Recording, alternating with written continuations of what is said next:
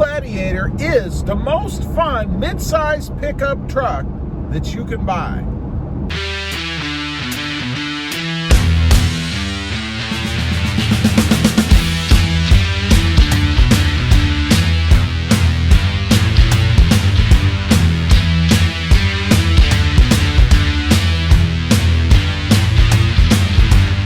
Well, good morning, everybody. How are you today? Pretty good here, and that's right. The Jeep Gladiator is the most fun mid-size pickup you can buy. I'm out here cruising around in mine, and this is kind of an impromptu video. You know, as I'm cruising along, running some errands, you know, I had to drop something off at the mail. Happy birthday to my daughter, by the way. I was just thinking, you know, this truck is fun to drive. And there are several reasons why this is the most fun mid-size truck, I think. You know, first of all, obviously, you can take everything off of it, right? From the top all the way down to the doors, if you're into that kind of thing. If you want an open air feeling, you know, the wind blowing through your flowing locks like mine, nothing beats this. I mean, yeah, the other trucks, you can roll the windows down. They have a sunroof. Some of them even have the rear sliders. This Jeep Gladiator has it all. There's nothing like it. And if you're big time into off-roading, you know, there's nothing like driving around with that open air feeling, right? Now, I will admit, I haven't done it in this truck, but I've spent plenty of time off-road in other vehicles.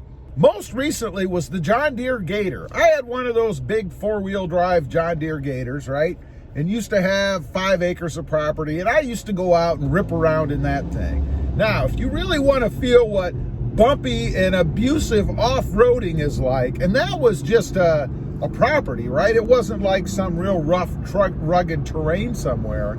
I mean, I got thrown and bounced all over the place because I gotta say, I would pin the gas pedal to the floor when I drove that thing because it was fun. It's nothing like zipping around, going through trees and stuff in one of those.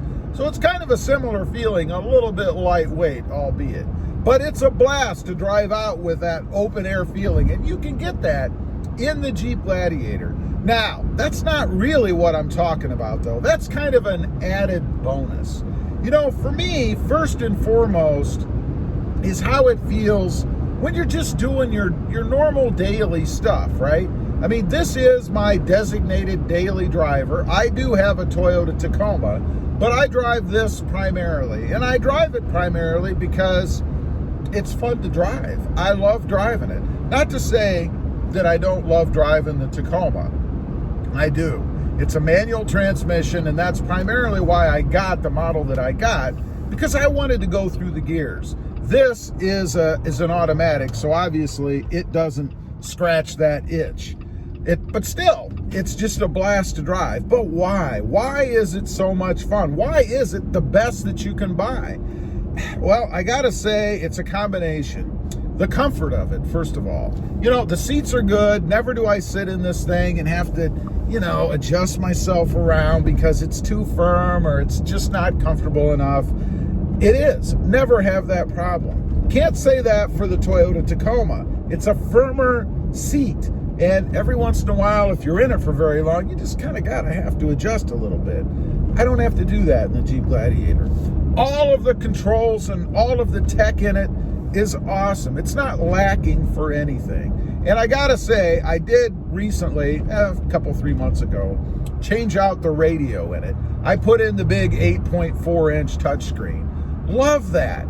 They really need to take care of that in the next redesign on the Tacoma, right? I mean, it has a decent size screen in it. It's not horrible, but this thing is awesome. Love it. I like just looking at it. But again, neither one of those are the number one reason. The number one reason is because of the way it feels from a drivability standpoint. You know, sometimes I almost forget that I'm in a truck. And I'm not talking about it being like an SUV. It almost feels kind of car-like in the way that it handles.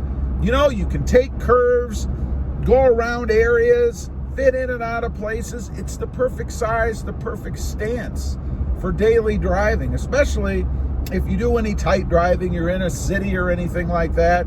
It's perfect for that.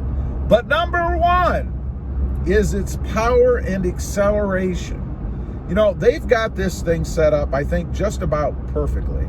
And it's strange because, again, I have the Tacoma. I compare this to the Tacoma, and that's the one thing that the Tacoma is really lacking.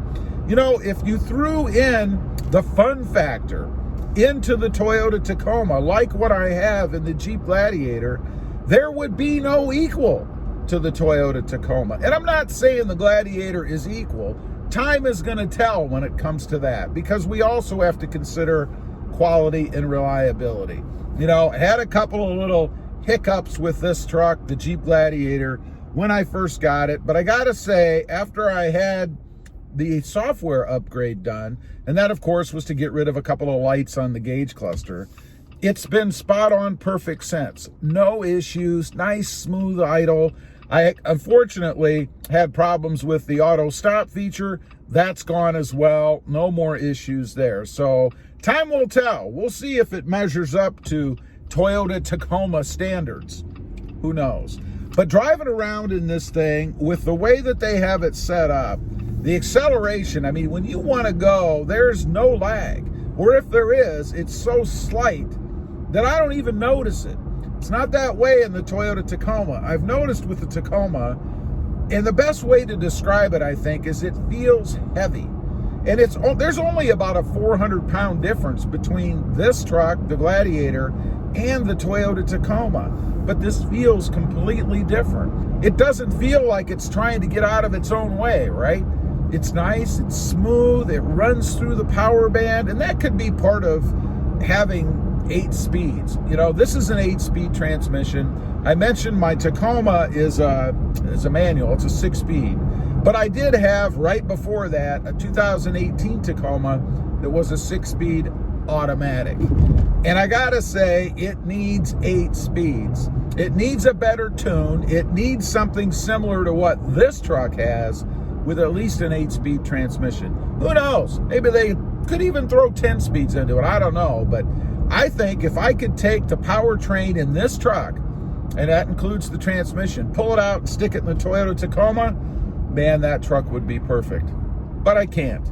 So yeah, I gotta say, of both trucks, and people ask me all the time, which one do you like better? If you had to get rid of one, which one would you keep? Well, that's always a tough question for me, because both have their pluses and minuses. Toyota is known for reliability and quality, and I gotta say, it's standing up to that so far since I've had it. I've had it just almost a year, and absolutely zero issues with it.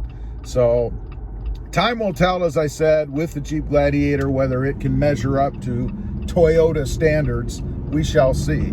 But anyway, I just wanted to get on here, kind of talk about that a little bit, because again, I'm out here driving around, running some errands, and just enjoying the fun factor of driving the Jeep Gladiator. And I gotta say, if you're on the fence and you're trying to decide what mid-size truck you want, be it a Toyota Tacoma, Chevy Colorado, Nissan Frontier, even the Honda Ridgeline, do yourself a favor and give the Jeep Gladiator a try. Put it up against all the other ones as far as fun factor goes, drivability. Who knows? Maybe you'll like it. Anyway, leave a comment. Let me know what you think. Do you think the Jeep Gladiator is #1 in drivability, the fun factor? I'd be curious to know. Also, real quick, I have 2 other channels. Rob Motive, all about that 2020 Toyota Tacoma, and Rob Motive Civic, all about my experiences with the Honda Civic Type R and the Honda Civic Sport Hatch. Check them out. If you like them, please consider subscribing. Don't forget to click that notification bell so that you don't miss out on any upcoming videos. And do me a favor, smash that subscribe button on the way out. Happy driving. Stay safe out there.